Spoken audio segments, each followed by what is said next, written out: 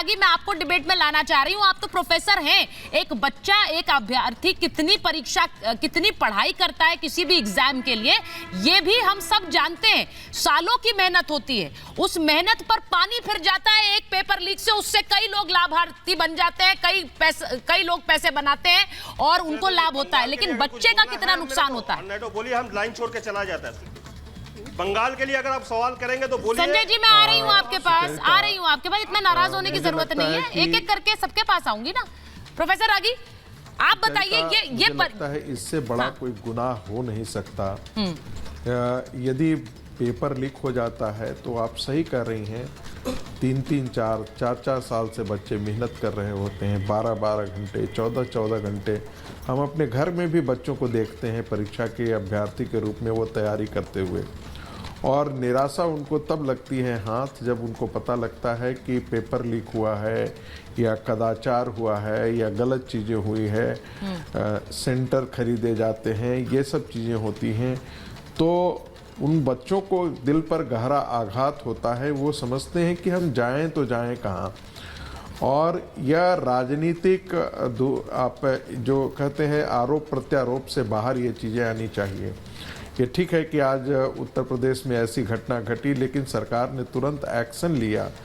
आपको याद होगा कि 2015 की बात है, 2015 के समय अखिलेश सरकार थी और उस समय यूपी, जिसे पीसीएस कहते हैं, पीसीएस के भी का पेपर लीक हुए थे। 2 मिनट 3 मिनट पहले ही 4 मिनट लीक हो गए थे और वो व्हाट्सएप पे घूम रहा था उसकी चीज़ों को। जब अभ्यर्थियों ने, और इलाहाबाद में प्रदर्शन हुआ, कानपुर में प्रदर्शन हुआ, लखनऊ में प्रदर्शन हुआ, तो पुलिस ने उन छात्रों पर पानी के बौछार किए, लाठियां और डंडे बरसाए। बहुत दबाव के बाद, और मुझे नहीं ध्यान में आ रहा है कि वो परीक्षा कैंसिल किया गया था। आप 2014 चले जाइए, वहाँ पर मेडिकल एग्ज़ाम के जो है वो पेपर लीक हुए थे, और उस समय भी जब बहुत दबाव डाला गया था तब अखिलेश यादव की सरकार ने उस समय के पेपर लीक के बाद उस एग्ज़ाम को कैंसिल किया था।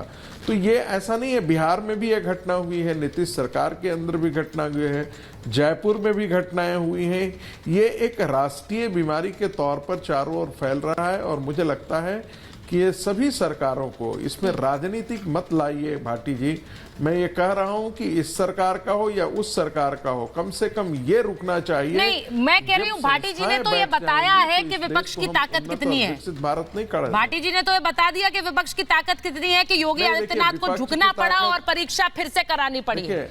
मैं ये चाह रही हूँ कि विपक्ष की ये ताकत पश्चिम बंगाल में भी नजर आए। प्रोफेसर आगी, इसीलिए एक बार संजय जी के पास, संजय जी, सुचरिता आ रही हूँ। सुचरिता 10 सेकंड, 10 सेकंड में खत्म करता हूँ अपनी बात। देखिए भाटी जी, यदि आत्ममंथन करेंगे, अपने गिरेबान में झांक करके देखेंगे तो उनको पता लगेगा कि जो संदेश खाली में हो रहा है, जिस प्रकार से महिलाओं के साथ दुराचार हुआ है, उनको स्लेव की तरह मध्ययुगीन मानसिकता के साथ जिस प्रकार से दुराचार किया है, और एक महिला मुख्यमंत्री चुप बैठी हैं, वो इंडिया गठबंधन के हिस्से हैं, जिसके अखिलेश मैं यही सवाल कर रही हूँ, इसीलिए संजय सरकार जी के पास जाऊंगी। बड़ी खबर एक बार बता देती हूँ। गांधी का ट्वीट, यूपी में श्रीमती सोनिया गांधी का, यूपी में पीपीएस अफसरों के तबादले हुए, 6 डिप्टी एसपी स्तर के अफसरों के तबादले कर दिए गए हैं। डिप्टी एसपी स्तर के जो अफसर हैं उनके तबादले हुए हैं यूपी में। ये मैं बड़ी खबर आपको बता रही हूं, और ये सब पेपर लीक की जांच के तहत हो रहा है। और ऐसे मुझे लग रहा है कि आने वाले समय में और मामले सामने आएंगे, क्योंकि ये कहा जा रहा है कि इसको लेकर योगी आदित्यनाथ ने सारी फाइलें खुलवा दी हैं। अब मैं ये पूछ रही हूं, यहाँ फाइलें खोली जा रही हैं, परीक्षा रद्द कर दी गई है, परीक्षा 6 महीने बाद फिर से कराई जाएगी, ये सब कुछ 6 दिन के अंदर हुआ है। लेकिन संजय सरकार जी, 1 महीने से महिलाएं वहां पर प्रदर्शन कर रही हैं, लेकिन शाहजहां शेख कहां है किसी को पता नहीं है, और ममता बनर्जी कह रही है तो बीजेपी का कराया हुआ है। संजय जी, सुनिए अच्छा तरफ से, जो स्टेट गवर्नमेंट शाहजहां शेख को ऊपर में जो एफआईआर किया था स्टेट पुलिस ने, उसको ऊपर में ईडी जाके हाई कोर्ट में जाके स्टे करा दिया है। तो अभी बोलिए ईडी को पकड़ के लेके आने के लिए और सजिया जी को बोलिए ढूंढने के लिए, तो ईडी तो स्टे करा दिया ना, तो अब उनको पूछना चाहिए। नंबर 2, जो लफड़ा किया था, देखिए शाहजहां शेख को सर शुभेंदु अधिकारी, ये तस्वीर अच्छा से देखिए, हम कैमरामैन को बोलेंगे ये आप पिछले 4 शो से दिखा रहे हैं तस्वीर, संजय जी। नहीं, पिछले 4 शो से आपने तस्वीर दिखाई हुई है। सजिया जी को अब इससे आगे बढ़िए। देखिए, नहीं, देखिए ना, देखने में क्या होता है। और ये महिला का नाम है सीरिया परवीन बेबी।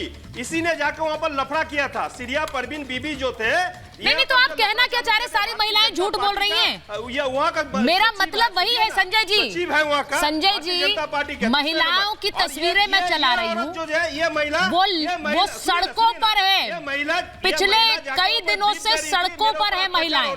हम कोई राजनीतिक पार्टी का नहीं है। अरे संजय जी, तो आप बोल दीजिए महिलाएं झूठ बोल रही है, कहना चाह रहे हैं आप? भारतीय जनता पार्टी के कार्यालय में आप कहना चाह रहे हैं महिलाएं झूठ बोल रही हैं? पॉलिटिकल पार्टी में नहीं है संजय जी। हकीकत संजय जी, एक लाइन में बात खत्म करिए ना, इतने पोस्टर इतनी तस्वीरें दिखा रहे हैं, बोलिए महिलाएं झूठ बोल रही है, हम कोई एक्शन नहीं लेंगे, यही कहना चाह रहे हैं ना? सार यही है। महिला है, ये बोला था हम कोई पार्टी के नहीं है। मेरे ऊपर में बहुत कुछ हुआ, मेरे को शिबू बुलाया था, फलाना बुलाया था। ये भारतीय जनता पार्टी को पार्टी ऑफिस में बैठ के सिगरेट, संजय जी, संजय जी, ये बड़ा शर्मनाक है। चाहिए। मैं आपसे सिर्फ एक चीज पूछ रही हूँ, ये महिलाएं झूठ बोल रही हैं क्या? एग्जामिन हुआ था 2022 ये महिलाएं झूठ बोल रही हैं क्या?